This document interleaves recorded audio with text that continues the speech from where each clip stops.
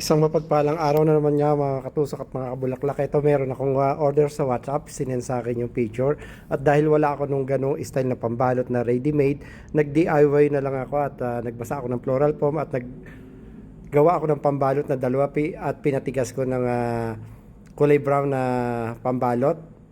DIY lang yan at ayan, pinakapal ko siya para maging matibay siya at kumorting pabilog. At yung sinend ni Madam sa akin hindi lang yun ang balot, may doble pa siyang pangbalot na plain, kaya nilagyan ko ng pink na pambalot sa labas. Ayan, natapos na nga at pagkatapos niyan sinimulan ko na yung pagtusok-tusok ng mga bulaklak at yan ay pangregalo raw sa newborn baby girl. Ayan, kaya ang kulay na pinili ko ay pink, dark pink, light pink. Ako na yung nag-decide ng kulay na ilalagay, basta sinabi lang pang baby girl. Ayan, tapos na at picture.